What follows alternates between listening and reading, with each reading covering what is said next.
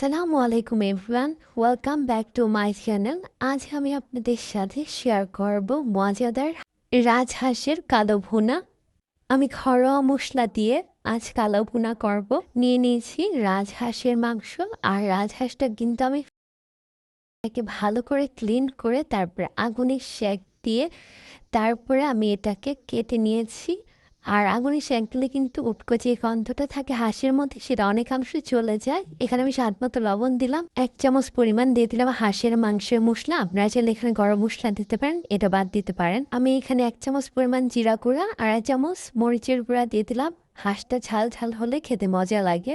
আপনারা যদি ঝাল কম খান তাহলে মরিচের গুঁড়া 1.5 চামচ পরিমাণ দিবেন। এখানে আমি 1.5 চামচ পরিমাণ হলুদের গুঁড়া দিয়ে দিলাম।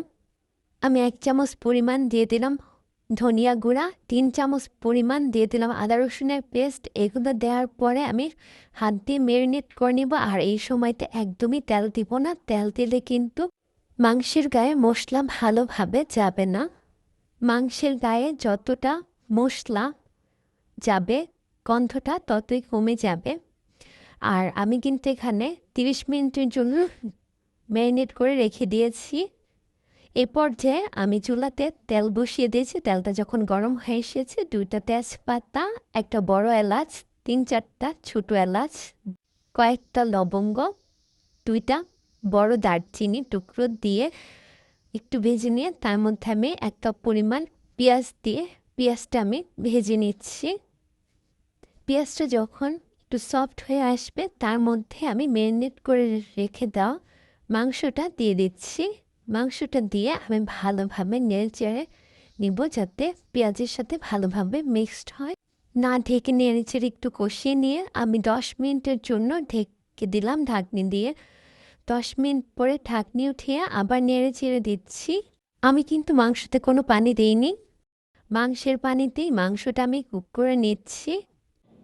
আমি আধা চামচের থেকেও কম পরিমাণে দিয়ে দিচ্ছি গোলমরিচের গুঁড়া। আর এখানে আমি দিয়ে দিলাম গরম মশলার গুঁড়া। আপনারা যদি ফার্স্টে গরম মশলা ইউজ করে থাকেন তাহলে এটা আর দিবেন না, শুধু এখানে গোলমরিচের গুঁড়াটাই ব্যবহার করবেন। 6 মিনিটের জন্য ঢেকে দিয়েছিলাম। 6 মিনিট পর ঢাকনি উঠিয়ে গরম পানি দিয়ে দিই। আর এই গরম পানিটার মধ্যে ম্যারিনেট করে রাখা মশলাটাও কিছুটা ছিল, অপচয় না করে ওই পাত্রের মধ্যে পানি দিয়ে দিলাম। হাঁস রান্নার সময় সব সময় খেয়াল রাখবেন মাংসটা যাতে ওভারকুক না হয়। হাঁসের মাংস ওভারকুক হলে খেতে কিন্তু ভালো লাগে না। এ পর্যায়ে আমি মাংসটা সিদ্ধ হচ্ছে আর অন্য চুলাতে আমি এখানে আধা কাপ পেঁয়াজ রসুন ভেজে নিচ্ছি। এই ভাজা পেঁয়াজ রসুন আমি মাংসের মধ্যে দিয়ে ঢেকে দিলাম 6 মিনিটের জন্য। 6 মিনিট পর ঢাকনি উঠালাম। এর আগে আমি ঢাকনি উঠাইনি যাতে পেঁয়াজ রসুন ভাজার ফ্লেভারটা মাংসের সাথে ভালোভাবে মিক্সড হয়।